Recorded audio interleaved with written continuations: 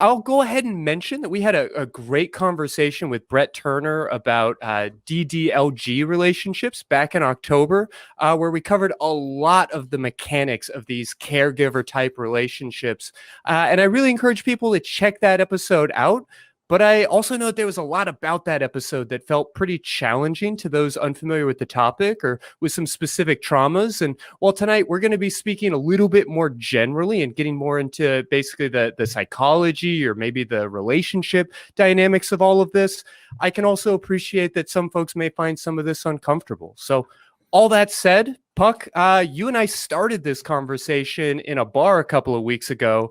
And tell us a little bit about what you want to talk about tonight. We did, and I make this joke too when I'm on the nonprofits that I'm very good friends with a lot of them, and we have conversations going. So being on an episode of nonprofits is like just the world gets to sit in on the conversation also.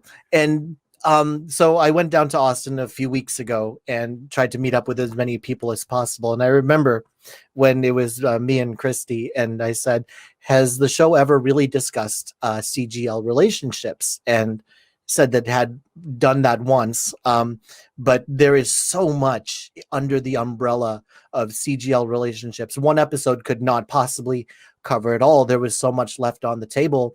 And would we be willing to do this show again? And I am, as said earlier, I'm a soft care dom. So I've had some experience in these relationships. I've had relationships with littles, and it seems like a great place to keep the conversation going. Now, I was 2 beers in at the time. And today I've only had some orange soda. So we'll see if that courage keeps up. But it's a conversation worth having and continuing from the last time. And if people are uncomfortable, please call and talk to us about what makes you uncomfortable about it. We'll do our best to answer from our perspective. Yeah, I mean, you and I were talking a little bit before the show about how, well, this could be confused with that, but it looks like this, but it's really something else. And how do we? And you and I were both noting the fact that, given the opportunity, like we can logic our way through this and draw out the syllogism, but it is a lot of information to kind of lay out on the air. And I know that a lot of it, at least at first blush, can feel a little bit uncomfortable. That's not to say that there's anything here that we're not proud to be discussing, but I do want to just acknowledge some of that discomfort as we kind of get into it. But there are lots of different definitions for CGL or caregiver relationships. But how would you describe what we're looking to talk about tonight? Okay, so I'm going to try to speak in general terms because there's a lot of different types of relationships that fall into this umbrella. But think about a CGL relationship as a framework where one person is typically what you would think of as a caregiver, and another person is typically what you would think of as a dependent. Now, again, I'm speaking kind of broadly here because when we talk about someone who is a caregiver, that is not necessarily the dominant in the relationship. There are dominant dependents as well. So I'm trying to include as much as possible in this umbrella. So just stating it broadly, it's a relationship with a caregiver and a dependent. And a typical term used for this dependent is a little. But even that's a little misleading because little should never be mistaken for meaning physically small. Littles can be all different shapes and sizes in relation to the caregiver. It also doesn't, like I said, doesn't necessarily mean submissive. Just because someone is in the dependent role doesn't mean they can't be in a dominant role in the relationship also.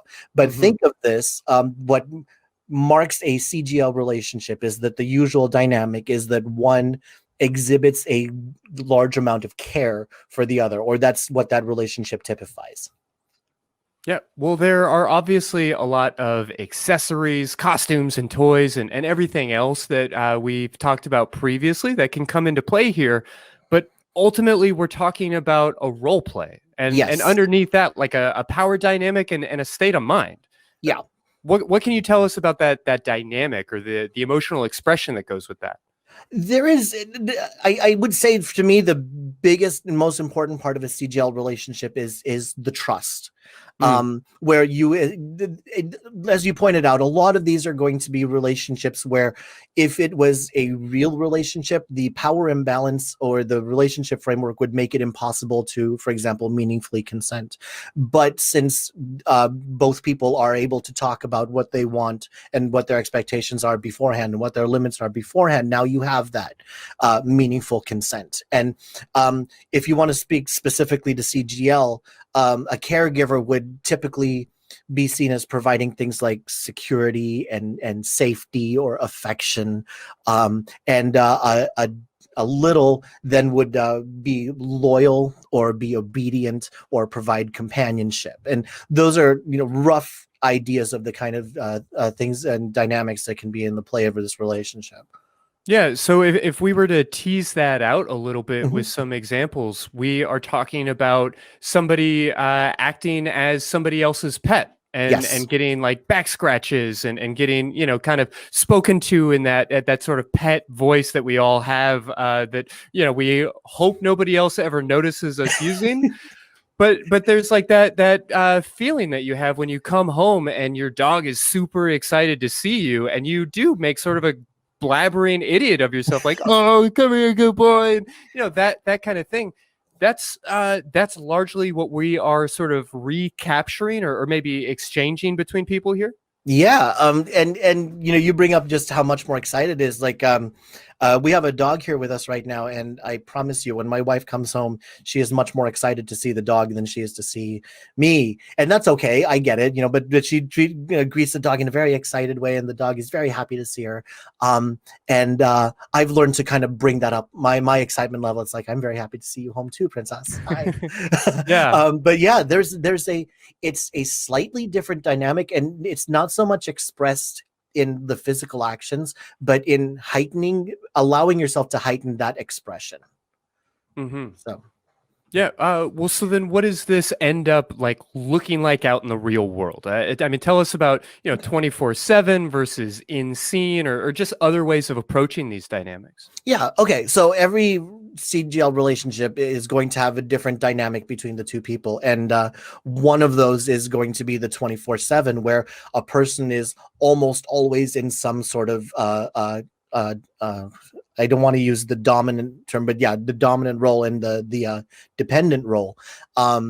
There are some times though where it only happens in a certain part of your relationship, where you enter little space only for a certain amount of time. Mm.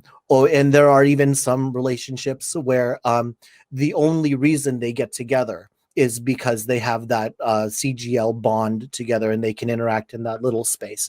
I don't know of any off the top of my head, but I imagine that there are probably even sex workers who would specialize in being in one role or the other who could play that role for you. Yeah, absolutely. I mean, we interviewed one a couple of times on this show. I believe, and I could be corrected by the all-powerful internet, but that's a service that Alice Little offers in particular. Yeah.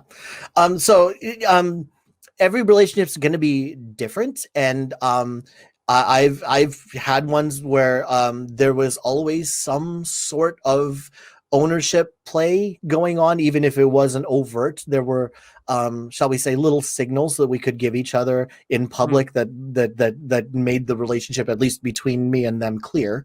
And then there are some times when the relationship looks just like any other relationship, except for certain scenes where we're activating little space. So. Mm-hmm. Yeah. Well, then what forms does this take? We've like kind of thrown out pet play. We've talked certainly before about DDLG in particular, but walk us through some of these things. Well, it's such a broad question to ask because there's so many different ways people can play in little space. But Sure. For example, one thing to do that pets love is to be groomed and pampered and then shown off. So one great way to do this would be to wash or clean or to brush hair or to style even, and then do a photo set and say, hey, look at these cute pictures that you took. sometimes it takes on other space, like okay, you're allowed to play for a little while, but you have to do certain things, let's say to show obedience, for example. If I ask you to stop, then you have to stop, and the kind of things that you would train a pet, for example, to be able to, for lack of a word, do tricks Sure. on behalf of your owner, and then have appropriate rewards for that particular session. And rewards can be different. Some rewards could be affection, or longer playtime, or treats. So there's a lot of different. It's so many, and it's so dependent on individual littles and individual DOMs that it's so hard to come up with a comprehensive list. Yeah, no, I get that. And I would almost hate to put people just into genres, right? Right. Because we all get to design our own relationships. We all, frankly, get to design our own kinks to a certain extent, and have these things look the way that we want them to look. But I mean, broadly speaking, I know that we're looking at things like often a doctor-patient or teacher-student type dynamic would kind of fall into this category, or It could. It very easily could. I've never personally done any medical role play, but if you expand the definition of caregiver independent to someone who is, for example, in the care of someone who has limited faculties, can't move, for example, or is acting in that role. Or boss and employee is another possible framework for this kind of thing. Most of us don't think of a boss as someone who cares for us, and those of us who have had good managers will know what that's like to have that.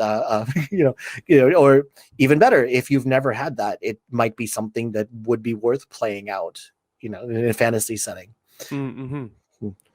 Well, then, if sexual play is just a way of working out our fears or our fantasies, what's the need that's being met through this type of play? I mean, frankly, what do people get out of it? What are people getting off on here?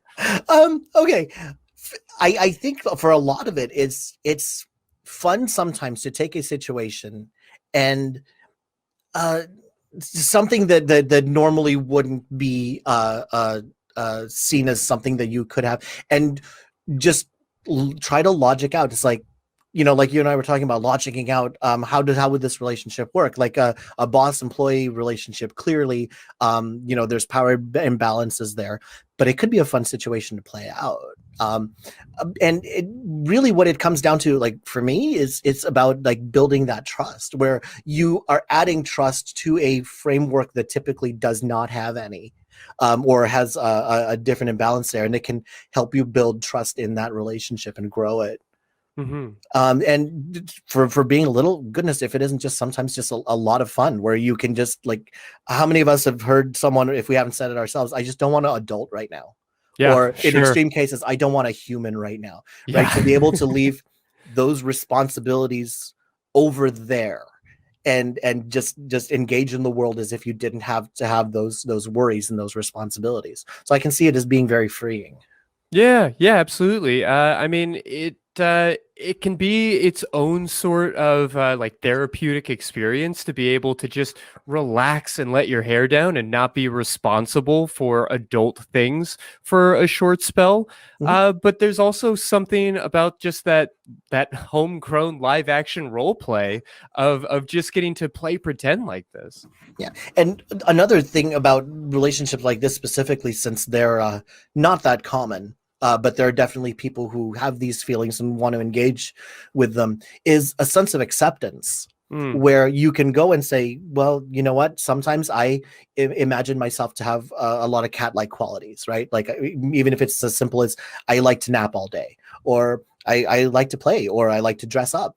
And this is the kind of thing that they might receive a lot of judgment for, even just within their friend group. It's like, I'm sorry, you like to wear what? But to have that judgment-free space, where not only can they do whatever they want, but they also have someone else with them there that is encouraging them and playing along with that role. That sense of acceptance and welcoming must feel fantastic. Yeah, well, and we're going to continue to talk about little space and sort of that experience of being able to stop adulting or whatever here in just a bit. But without wanting to like put too narrow a definition on it, I would love to just talk a little bit more about what the dominant or what the caretaker is taking out of this dynamic. That experience of just being able to shower somebody with love, I suppose. It is a wonderful feeling to be able to express care for someone. And what separates a CGL Dom from a BDSM type Dom is instead of exerting a dominance over someone, I think of it as showing a ridiculous amount of care for them. And so instead of doing things like restraints, instead of doing things like punishments, certainly sometimes they have their role in a CGL relationship, but ultimately it's about the care. It's about showering them with attention and affection, and in certain cases, giving in to what they really need, and in return, having someone that is loyal and someone who is trustworthy and someone who is accepting of you as a Dom. It's a wonderful, beautiful feeling. Yeah, I feel like this can look from the outside to be kind of strange or weird or confusing, and I acknowledge that. But I think I want to express that there's also something really freeing about kind of giving yourself over to it in that way. In in our normal everyday lives, we often, of course, love our partners and want to express concern and care and affection. But there's something about the like going over the top and doing it in this like really, really, frankly, silly kind of way. And that playfulness, I think, gives us a chance to maybe say something at a volume or in a language that we haven't otherwise given ourselves permission to use. There is, and the in that's like I do a lot, and we do a lot for our partners certainly, but sometimes there are some things that would be cute. It's not even functional. It doesn't really do anything for the relationship, but just like braiding their hair, or brushing their hair, or just picking out an outfit, something that you wouldn't normally do in the relationship, but just adds that extra little possible layer of play in there. Yeah, I mean, if this role play provides us with a new language or a way to express feelings, what is it that folks are saying to one another here? I think it's another layer of acceptance, and that's what it is to me. It's saying I have these feelings, I like to express these feelings, and then have another person come in there and validate it. Where you can be 35 years old and still like plushies and still like cartoons and still for me personally, it's video games. I associate that with something that you do when you're younger. So to be able to say I am this age but I still enjoy this, and then to have another person come in and say, not only do I validate that, I want to help you enjoy that as much as you possibly can. It's one layer of judgment that doesn't have to be there anymore. Sure. And when you enhance, and to me, the best kind of relationships like this are the ones that are longer lasting, not just a scene, which I can engage in a scene with a little and kind of use generic tools or guess what it is, or as the scene progresses, kind of get a feel for what they want. But I think the best kinds of care relationships are where both people come out of it as better individuals also. And also have a better relationship for including this aspect in with it. Yeah, well said. Well, I'd like to take a moment to remind folks that we are taking calls. We're here at 512-991-9242. If there is anything here that feels confusing, anything here that feels maybe a little bit off, or if this is you and you just want to have a chance to be seen, we would love to hear from you. So give us a call and we'll jump right back into it. From here, Puck, I guess I wanted to ask if all of that is sort of the dynamic and the like relationship and everything that goes into what's being expressed and communicated here. Talk to me about the headspace of it. Walk me through what like little space or puppy space or these different things actually means. Okay. This is such a okay. I suppose, like, broad definition wise, little space is more the frame of mind. It's not like a physical location. Sure. It's when you are able to shut something off or turn something on in your brain that now says, all right, now is the time to engage in little play. And it's going to mean different things for different people. Like some people will be, I'm so incredibly stressed out with all the stuff that's going on in my life, I just need to shut that off for a little while and not have to worry about anything other than little space. And then there's going to be some people who are the exact opposite. They're going to be like, I need to make sure everything is taken care of and everything is all arranged so that I can leave it alone for a couple of hours and know that everything's going to be fine when I get back. Mm-hmm. Now that all that is taken care of, now I can get into little space. But little space, oh wow, I said all that, and I don't think I ever really defined little space. And one reason is because I am naturally not a little, so I don't think of it in terms of when do I want to get into little space. Sure. But I would think of it as that place you can go and not have to worry about anything other than indulging those little desires that you had when life was a little simpler, or Mm-hmm. when you are truly acting as the way that you would want to act. And you didn't have to worry about the judgment of the world on you. You didn't have to worry about what are my friends going to think if they find out that this is what I like or this is what I'm into. And you can fully get yourself into that zone and fully and actors and actresses will talk about like really getting into their character to get into being a little, to get into being a pet or your more animalistic attributes.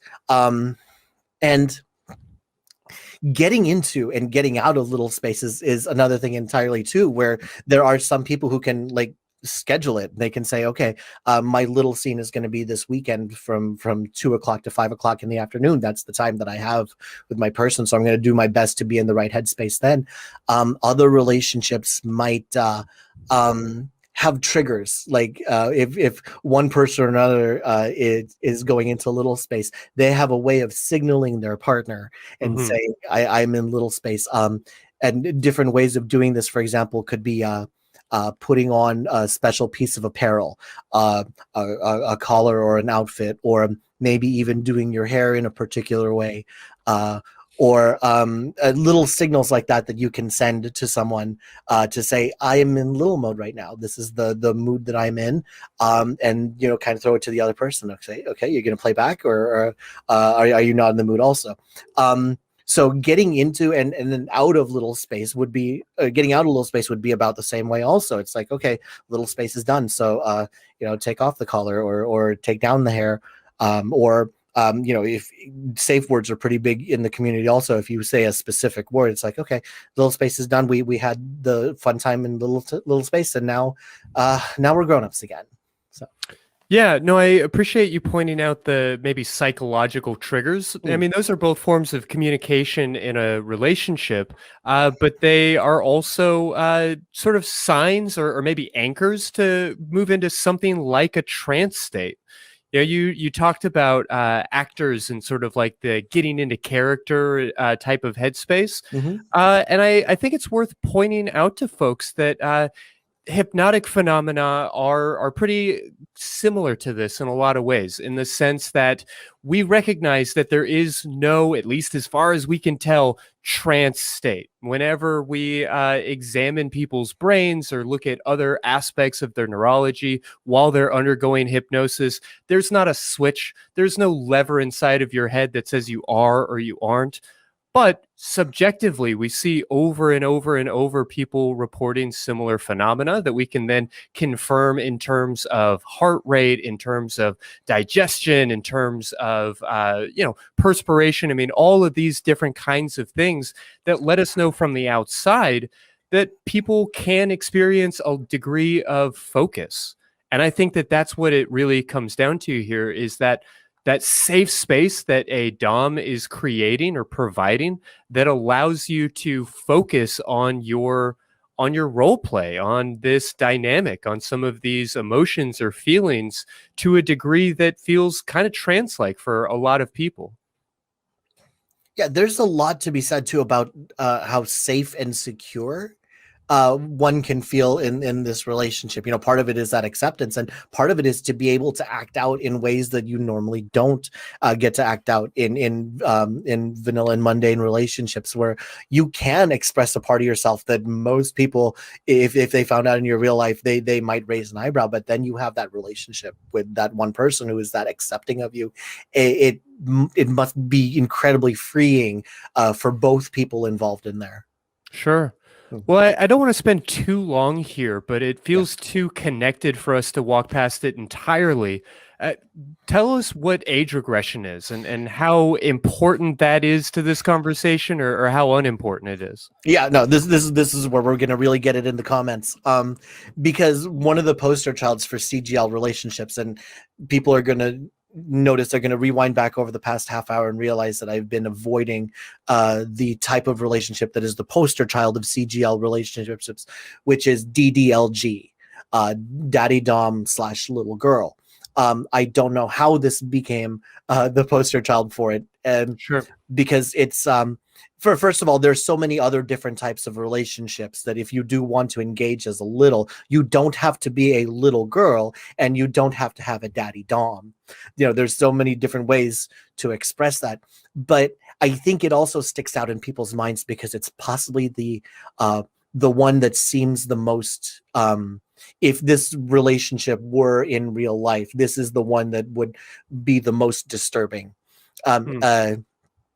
And then people get the idea that people want to be a dom in this because they want to dominate a little girl. It's a way of them playing out a fantasy that they can't, so they'll do the next best thing. This, and you know, we'll talk about age regression and what it is. Age regression is when you are putting yourself in a position that you were previously, a mentality or a maturity level that is younger than what you actually are. Now, this means ridiculously vast different things. Sure. So you could think of it as, I want to regress back to the point where I had nothing to worry about but playing with my plushies. Right, that was the most fun thing ever, and I loved the idea of a caretaker, a provider who gave me the plushies, who maybe played along with me, or who set up a space where I could do that.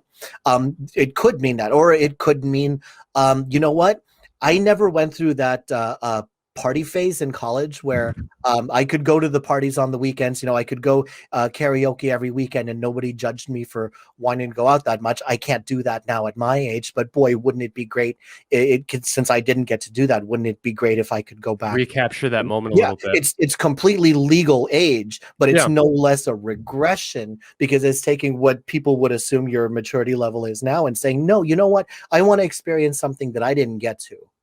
Yeah, And I'm sure there are a lot of folks in the audience tonight that are like, huh, all right, so I could role play that that frat party in college that I didn't get invited to. Yeah, or other things like one personal story that I have is that I knew a person who did not have the opportunity to go to her prom, her senior prom, and it was a wonderful experience then for her partner to set up everything as if it was prom night. You know, fancy outfits, really dressed up, fantastic dinner, went out dancing, and then got a hotel room afterwards. And, you know, again, most people are of the age of consent when they go to their proms. So this is not an age regression to childhood. This is not an age regression to prepubescence, but it is still a regression. And to be able to go back and try to relive some of this stuff, it's fun, frankly. So. Yeah, no, that's lovely. And I know that we have poked around the edges of this and answered it in a couple of different ways. But I am curious if you have anything more to say about what makes this particular like mindset or headspace appealing, or what it even really feels like. I think that in establishing the kind of trust that you would want to have in a normal relationship, one fun way to play around the edges of that is to see if they can be trusting in other more mundane senses, or, you know, if they can be trusted in play, they can be trusted in real life also. And so I think of all of this, all CGL play as the establishment and growing of trust. Mm. And as a dom, the way that I do that is by keeping my commitments and showing my care and showing my continued devotion with that. I never want to disappoint a little. And so to me, it's about like that it's about taking this small aspect and finding ways to make a better relationship for it, a better, bigger relationship for it. Sure. Mm. Well, it's in the title. I Mm. gotta ask, Okay. is this inherently sexual? No. And no with capital letters and underlined 3 times. Um, and I can understand why it is, because a lot of role play between adults tends to go toward a sexual situation. And not saying that there aren't some age regression situations, like we talked about prom night, we talked about college frat parties that do have a sexual bent to it. But in itself, no, there is nothing inherently sexual about little time. And in fact, that is one of the cornerstones of little space. Since the little and the dom both have a say in what's going on in that little space, it can be an absolute boundary. Nothing sexual happens in this little space. Mm. I am a pet. I am a dependent. Nothing sexual happens here. And in fact, I know of at least one relationship where sex was actually the aftercare for little space. It's like, okay, we had little space, like, we engaged in that time. It's like, okay, we're grown-ups now, and now we're going to be grown-ups, and we're going to get to do what grown-ups do. No, this is not, and do not ever approach someone who is a little or a care dom assuming that their little space involves sexuality at all. Start out by assuming this is not sexual, and then see where another relationship can develop from that. Yeah. So I this is like the biggest thing that I want to push back on. When I found out we were doing this, I just wanted to push back against DDLG and against the idea that this is necessarily a sexual thing. Mm-hmm. Excuse me. I think it's about developing that trust, just like BDSM relationships. Not a lot of those are inherently sexual, where someone can be in a bondage situation or be in a masochistic situation, and it's not always about the sex. In fact, a lot of scenes happen where there's no sexual contact going on in there. So CGL, I think not really that might be one aspect of maybe kink or like the sex community at large that would be the most surprising to general folks in the audience or people who haven't really navigated those spaces. When you go to a play party or go to a kink dungeon or these sorts of things, I'm not going to suggest that there is no sex. I'm not even going to say that there is no intercourse. But usually, or very, very often, maybe a surprising percentage of the time, I have found that there is really no penetrative sex, and that really everything is focused on maybe on pain or on different types of sensations. And it's not maybe as sexual or sexualized as people probably assume. Yeah, and then when you put another things to that, like non-sexual touch, like cuddling or affectionate touch, where it's more about showing affection or showing trust, and allowing yourself to be touched in that way. And know that there's this strict boundary in place. It's like, okay, this is what's happening. I'm getting my hair brushed, but you know what? It's going to stop here. And to know that you have that say in the relationship helps you feel like you can establish those boundaries outside of that scene also. Yeah. Well, I don't mean to be cheesy about teeing you No. up like this, but you said you wanted to push back against the idea of DDLG being sort of the defining element of caregiver relationships, and you pointed out also that things don't always have to be sexualized. I got to ask, how is this different from acting out or role playing some sort of abuse fantasy?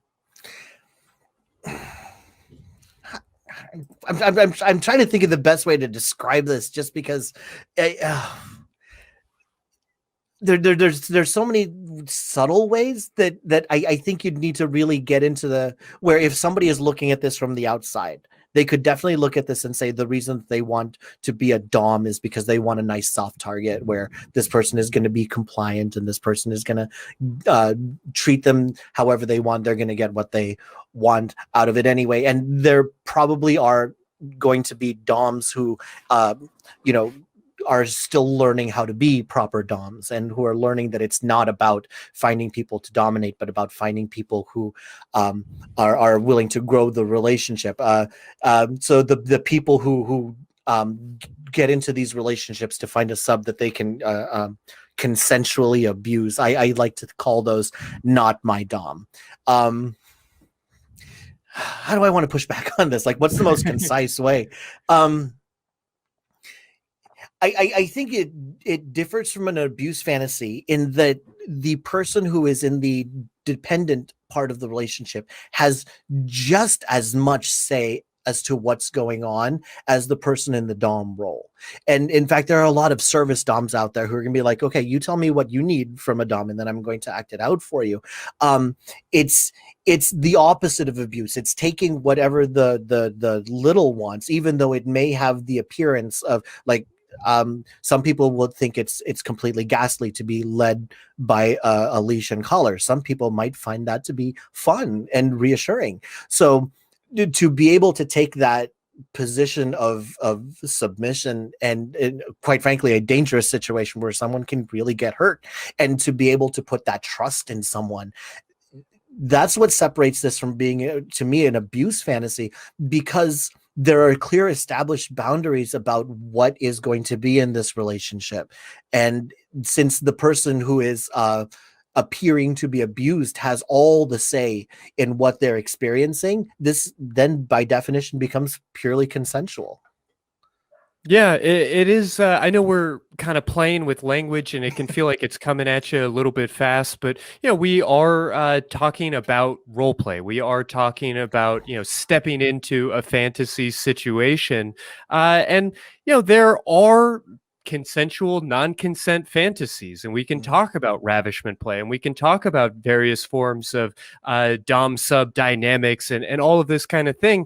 And there's room for that in this space, but there's also something more significant here that I feel like has been missed. So I really appreciate you taking the time to kind of walk us through some of this. With all that being said, we do have a handful of calls that are starting to stack up. So was there any final words before we take that first call, Puck? I think there's so much to this that we're going to be leaving a lot on the table. Sure. So I wanted to at least open this up by saying that I'm available on Twitter, or you can email this show and it will get to me, and we'll be able to continue these conversations. If there's anything that we didn't touch on that you think we should have, absolutely let us know. And I'm going to be eyeing especially the comments in particular, because this can be a controversial and difficult topic, and I don't want to leave people alone in this, and I don't want to leave any, if I've not been able to adequately describe something, or if I described something completely wrong, or if I am in the wrong, I definitely want to know about it. I don't want this to be the end of the conversation. This should be the start of it. Yeah, no, well said.